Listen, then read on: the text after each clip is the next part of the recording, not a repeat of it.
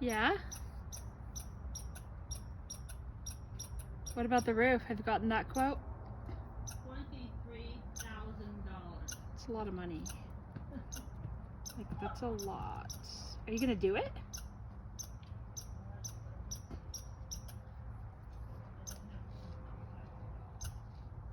That's insane.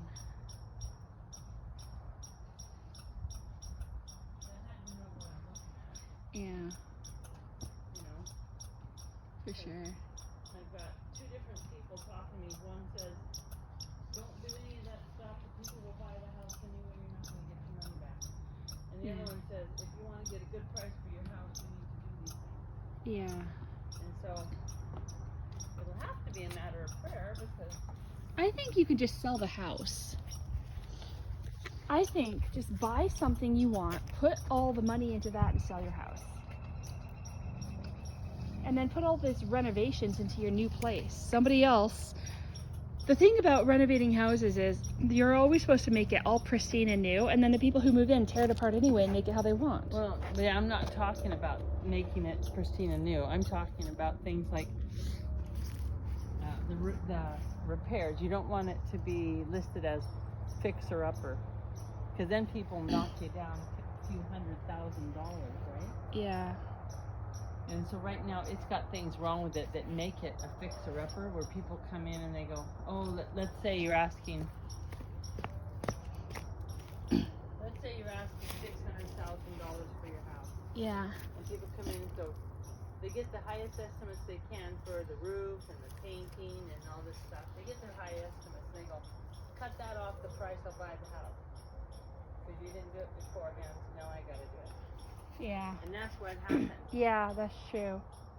You know, so then you go, okay, well now my house that I probably could have had a war on, people were trying to get it, is now being knocked down in price because it needs all this stuff, and they're gonna have to move in and do it right away.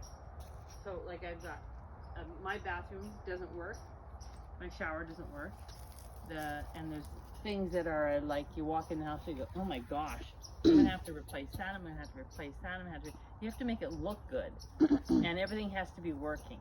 Mm-hmm. And we got tons of things that aren't even working. Mm-hmm. Like there's a lot of things that don't work in our house because I haven't been able to afford to keep it all up.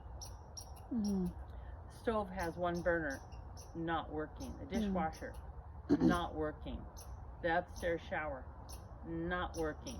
The hot water tank needs to be replaced. It's past its warranty. Mm-hmm. I mean, you got all these things, and so people aren't going to want to buy it. Mm-hmm. Well, I feel strongly that if you, Where'd she go?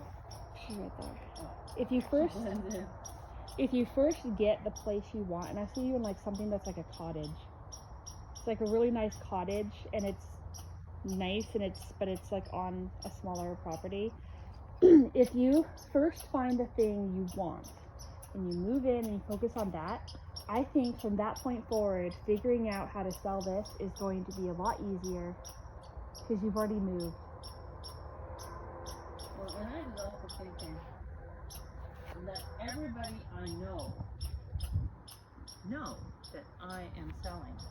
I already had a realtor come look. He just came out of the favor more. Mm-hmm. I said, yes, if I need a realtor, I will use you. But I don't have to have him sell if I've already found a buyer.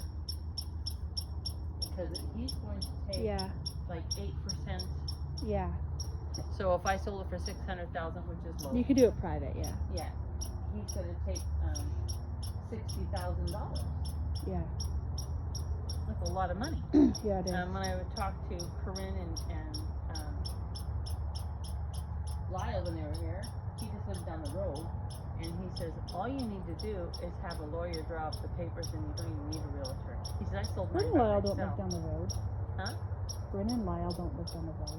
They did before they lived just right down the road before they moved to Really? Calgary. And he says I sold it. I just had a lawyer draw up the papers, and we signed them, and I sold my house myself.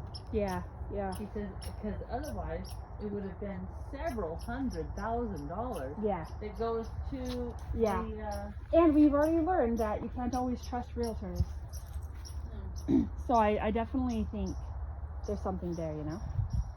So I mean, there's all these decisions to make. So now I'm talking to everybody about it. I want everybody to know I'm selling because there's some people who have big families. You can trust people you know more than you can trust strangers. Yeah, well, I'm talking to people because maybe I'll find a buyer without even having to go through a realtor.